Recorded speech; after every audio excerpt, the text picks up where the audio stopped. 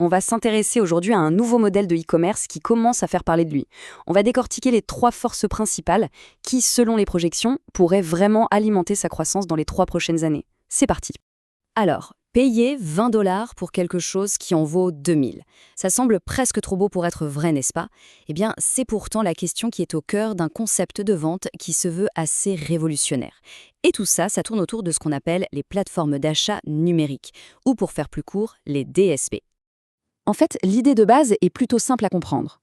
On précommande un article, mais avec une réduction vraiment importante.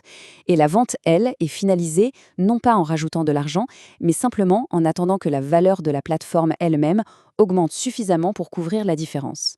Bon, voilà le programme. On va d'abord voir comment ce modèle fonctionne concrètement. Ensuite, on se penchera sur les 3 fameuses forces qui sont censées booster la demande. Et on terminera avec une projection de la croissance sur les années à venir. Ce qui est intéressant avec ce modèle, c'est qu'il prend vraiment le contre-pied des schémas de paiement qu'on connaît tous. C'est une approche fondamentalement différente.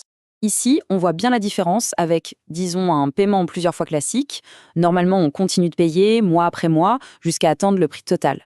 Avec la précommande DSP, rien de tout ça. Il n'y a pas d'autre paiement à faire. Non, le seul truc, c'est d'attendre. Attendre que la valeur de la plateforme grimpe. Et pour vraiment marquer les esprits, la source utilise un exemple un peu extrême mais qui illustre bien le potentiel du truc. Une réduction de 99%. Oui, 99%. Forcément, il y a un mais. Pour qu'une réduction aussi folle de 99% soit possible, il faut que la valeur de la plateforme soit multipliée par 100. C'est le calcul, et c'est clair que c'est un objectif pour le moins ambitieux. Passons à la première force qui est censée tirer la demande vers le haut. C'est une combinaison assez unique de prix de gros et de réduction qui sont, elles, optionnelles. Le principe, c'est que le système va regrouper plein de petites commandes individuelles pour en faire de grosses commandes groupées. Et ça change tout, parce que ça permet à chaque acheteur, même un particulier, d'accéder au prix de gros. C'est déjà un avantage énorme en soi.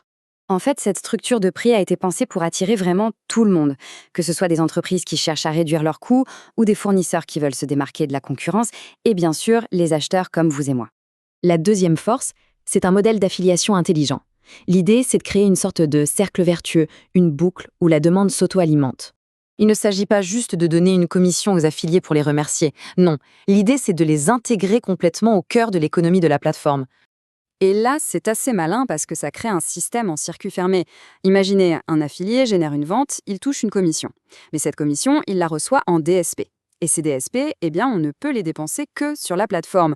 Du coup, l'argent est immédiatement réinjecté pour acheter d'autres produits, ce qui, bien sûr, fait grimper la demande. La troisième force est peut-être la plus surprenante. Elle vient d'un système de dons caritatifs qui est directement intégré à la plateforme. Ce système repose sur ce qu'on appelle les points de donation Kaluta, ou KDP.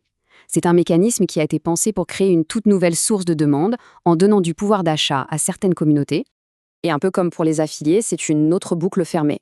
Ces points de donation, ils doivent être dépensés à l'intérieur de l'écosystème.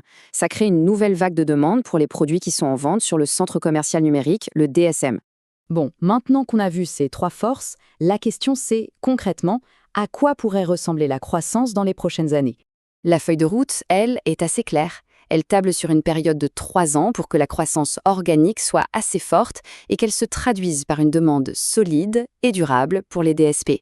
Ce tableau résume bien le potentiel. Si le prix du DSC, qui est en quelque sorte la monnaie interne de la plateforme, passe de 1 centime à 1 $, ça fait bien une multiplication par 100.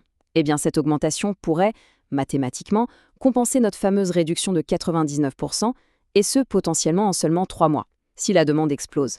Le potentiel d'expansion, lui, semble quasiment illimité.